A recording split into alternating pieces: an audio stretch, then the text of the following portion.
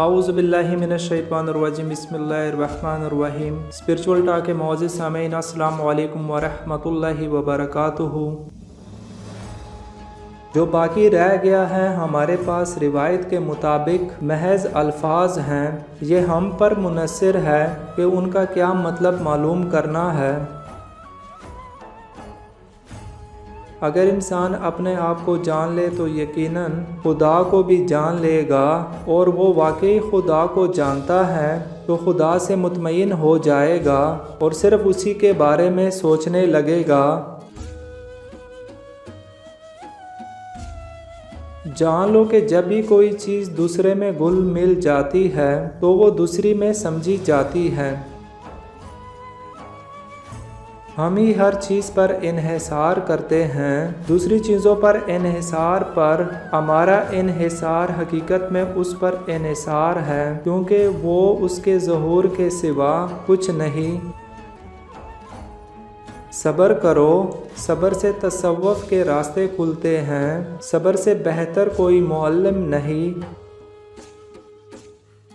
زیادہ سے زیادہ کا انتخاب کریں، اپنے پاس سے مطمئن رہیں، یہاں تک کہ اگر دوسرے کے پاس اس سے کم ہے، در حقیقت کم رکھنے کو ترجیح دیں۔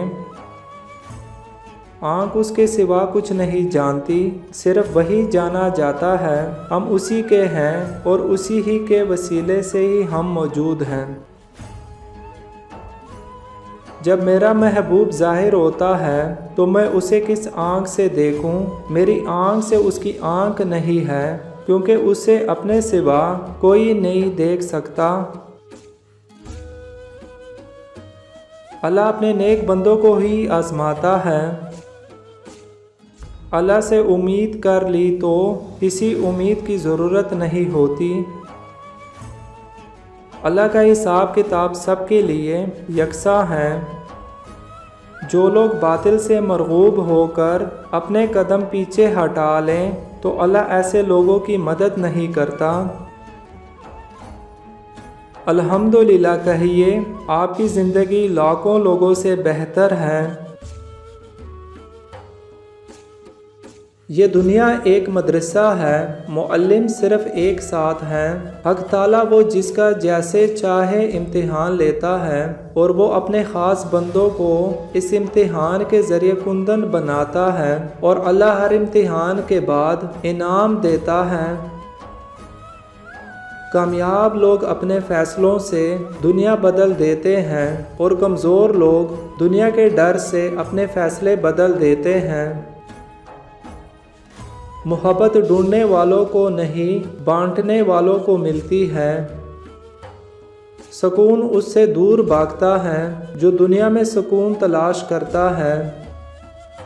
ایک بات ہمیشہ یاد رکھنا، اپنا راز ہمیشہ اپنے سینے میں قید رکھنا، خود بھی چین سے رہو گے اور تمہارا راز بھی محفوظ رہے گا۔ جس کا کوئی خواب نہیں، اس کا کوئی مستقبل بھی نہیں۔ میں محبت کے مذہب پہ یقین رکھتا ہوں، کیونکہ محبت ہی ہمارا مذہب اور ایمان ہے۔ صرف ایک غلطی کی دیر ہے، لوگ بھول جائیں گے کہ آپ کتنے شاندار انسان تھے۔ جو آنسو ہم بہاتے ہیں وہ ہمارے دل کے باغ کو سیراب کر دیتے ہیں۔ جو جستجو کر کے ہدایت پا لے، اسے ستاروں کی کوئی ضرورت نہیں پڑتی، کیونکہ سورج کی آب و تاب کے سامنے ستاروں کی کیا اہمیت۔